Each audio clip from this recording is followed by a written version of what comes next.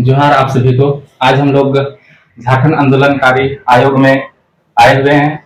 यहाँ पर हमारे बीच उपस्थित हैं झारखंड आंदोलनकारी आयोग के अध्यक्ष माननीय दुर्गा राव सर। तो आज हम लोग इनसे जानेंगे। उससे पहले मैं आप लोग को ये बता देना चाहूंगा, ये इससे पूर्व आईपीएस ऑफिसर भी रह चुके हैं और ये झारखंड आंदोलनकारी आयोग में आए। तो इनसे हम लोग जानना चाहेंगे कि सर, अभी तक झारखंड आंदोलनकारियों को किस तरह से चिन्हित किया जा रहा है?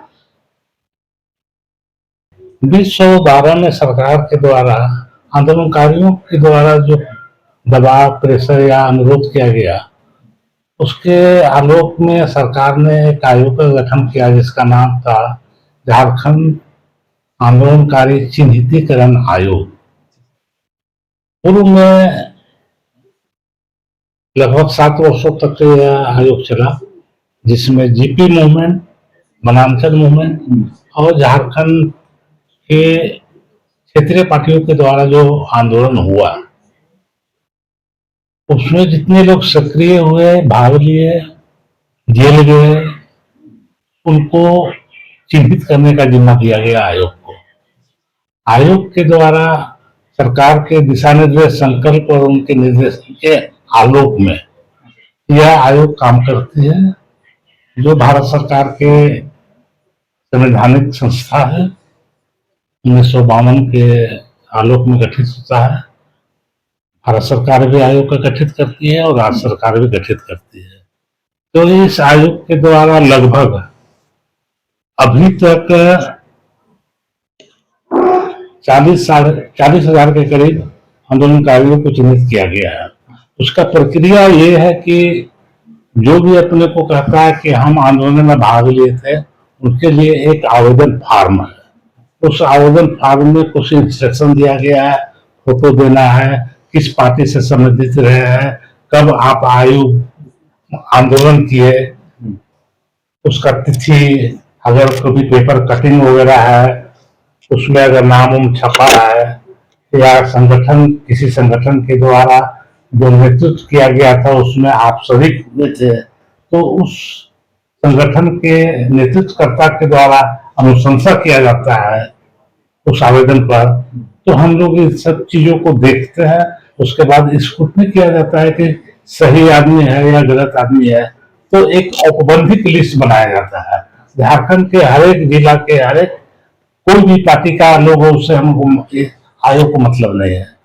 हम उस जिला के लिए अलग अलग कार्य करते हैं और एक औपबंधिक लिस्ट बनाया जाता है। उस औपबंधिक लिस्ट में पूरे झारखंड के सभी जिलों का नाम रहता है। वो बकायदा उसको बहुत अच्छी तरह से जांच पड़ताल करने के बाद हम गृह विभाग में भेजते हैं कि ये लोग आंदोलन में शामिल रहे थे, किस रूप में शामिल रहे थे, उसका वर्णन किया हुआ रहता है। तत्पश्चात उसको गृह विभाग है सो पत्रिकाओं, पेपर में, अखबार में छपवाती है। उसमें एक शर्त ये भी रहता है कि अगर किसी आदमी को डाउट है, शक है कि ये आदमी कभी किसी आंदोलन में शामिल नहीं हुआ था झारखंड अलग राज्य करने के लिए, तो उसको हम लोग समझ देते हैं कि ऑब्जेक्शन दीजिए, आपत्ति आप दीजिए। तो उसे को हम लोग फिर रोक देते हैं और औपबंधिक होने के बाद हम उसको फिर संपूर्ण लिस्ट बनाते हैं। जब चारों तरफ से किसी तरह का कोई अक्षर नहीं रहता है कि नहीं ये आदमी आंदोलनकारी था, तो उसको संपुष्ट करके हम सरकार के यहाँ भेज देते हैं। और उस संपुष्ट लिस्ट में अपना कैटेगरी वही है कि जिसको जेल गया है, अगर एक दिन भी जेल गया है और 3 महीना के बीच का अवधि उसका है, तो उसको सरकार द्वारा 3,500 रुपया का मंथली मासिक पेंशन दिया जाता है। और अगर वो 3 महीना से 6 महीना का बीच में रहा है जेल में, तो उसको 5,000 रुपया का पेंशन दिया जाता है। और अगर 6 महीना से 1 दिन भी ज्यादा रहा है तो 7,500 रुपया का मासिक पेंशन सरकार द्वारा निर्धारित किया गया। ये राशि आयोग के द्वारा नहीं होता है, सरकार अपना बजट में लाती है और संबंधित जिला के उपायुक्तों को लिस्ट भेज दिया जाता है। वहां के उपायुक्त अपने हिसाब से अपने कार्यालय में अपने शाखा से उसको वितरित करते हैं। आप लोगों ने अभी सुना किस तरह सर ने हम लोगों को बताया कि किस तरह से इसकी प्रक्रिया है। और सर से मैं ये भी जानना चाहूंगा, अच्छा सर, अभी जैसे जो पेंशन दिया जाता है वो झारखंड आंदोलनकारी उसमें बहुत रहे हैं, तो जो अभी जीवित हैं उन लोगों को सिर्फ दिया जा रहा है, या जो मृत्यु हो चुकी है उन लोगों को भी उनके परिवार वालों को दिया जाता है? हाँ, सरकार का प्रावधान है कि जो आंदोलनकारी रहा था, जेल गया था, आज के तिथि में उसकी मृत्यु हो चुकी है, लेकिन अगर वो पहले भी चिन्हित हो चुका है जेल जाने का और उसको पेंशन मिलता था, तो उसके आश्रित को भी हम यहाँ से चिन्हित करते हैं। ब्लॉक के द्वारा, अंचल कार्यालय के द्वारा उसका वंशावली मंगाया जाता है और उसका बेटा, बेटी, बहू, पोता तक को भी एक टर्म जीवित रहते तक उसको, आश्रित को ये सुविधा मिलती है। जो पेंशन दिया जाता है सर, ये मंथली है या ईयरली है, ऐसा कुछ सर? वो तो सरकार के बजट के अनुसार जिला में भेज दिया जाता है। अगर सुविधा रहता है, अगर बजट रहता है तो उपायुक्त महोदय के द्वारा जिला में प्रत्येक महीना दिया जाता है, और नहीं तो 3 महीना 4 महीना का भी मिला के इकट्ठे उनको अकाउंट में चला जाता है। अच्छा सर, मैं ये भी जानना चाहूंगा कि जैसे झारखंड आंदोलन के समय बहुत से आंदोलनकारियों ने भाग लिए, तो यहाँ पे तो बहुत कोई फॉर्म भरे होंगे, उनको पेंशन मिल रही होगी, फॉर्म की क्राइटेरिया यहाँ पूरा करनी पड़ती है। मैं इसमें जानना चाहूंगा कि वैसे भी अगर बहुत सारे व्यक्ति होंगे, वैसे भी बहुत सारे आंदोलनकारी होंगे जिनके आवेदन यहाँ नहीं आए होंगे, तो उनके लिए क्या प्रावधान है यहाँ पे सर? वे क्या कर सकते हैं यहाँ पे, जिसे वो फॉर्म का अप्लाई करना चाहते हैं तो? हाँ, अच्छा सवाल है कि बहुत से लोग आंदोलन में शामिल थे, लेकिन जानकारी के अभाव में या किसी और कारण से वे लोग अपना आवेदन समर्पित नहीं किए हैं।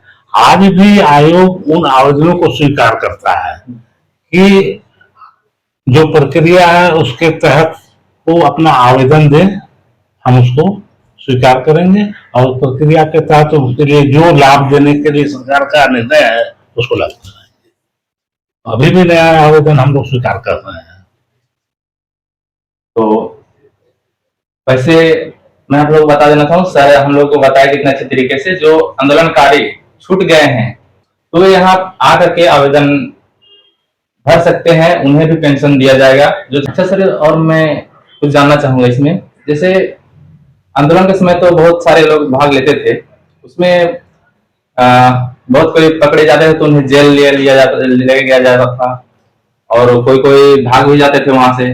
तो वैसा भी कुछ प्रावधान है सर कि जो जेल नहीं गए हैं, जेल गए हैं उन्हें तो दी जा रही है, लेकिन क्या जो जेल नहीं गए हैं, जो वहां पे पार्टिसिपेटशिप हुए थे, उन लोगों को भी क्या ऐसा प्रावधान है जो पेंशन दी जाती होगी? पेंशन का प्रावधान उनके लिए नहीं है, लेकिन जो कभी भी आंदोलन में भाग लिए, जो उनके साथी जेल चले गए तो चले गए, और अन्य लोगों के बारे में जो नेतृत्वकर्ता के द्वारा अनुशंसा किया जाता है तो उसको आयोग स्वीकार करता है। और सरकार के द्वारा जो है कि 5% क्षति का आरक्षण, मान सम्मान, सर्टिफिकेट वगैरह, ये चीज उन लोगों को भी दिया जाएगा जिसका लाभ वो लोग भविष्य में उठा सकते हैं। तो आप लोगों ने सुने अभी किस तरह सर ने बताया हम लोग किस तरह से इसकी क्राइटेरिया है, क्या है। तो इस तरह से जानकारी देने के लिए बहुत बहुत धन्यवाद सर आपको। और जोहार सर, आपने बहुत अच्छी जानकारी बताई हम लोगों को। आप लोगों को भी पता चल गया होगा किस तरह से झारखंड के आंदोलनकारियों को सीमित किया जाता है, चाहे वो किसी भी पार्टी से रहे होंगे, लेकिन पार्टी से यहाँ पर मतलब नहीं है। वो झारखंड आंदोलनकारी में आंदोलन करने के समय वो भाग लिए कि नहीं, उस चीज को देखा जाता है। तो बहुत बहुत धन्यवाद, पुनः कहूंगा धन्यवाद सर।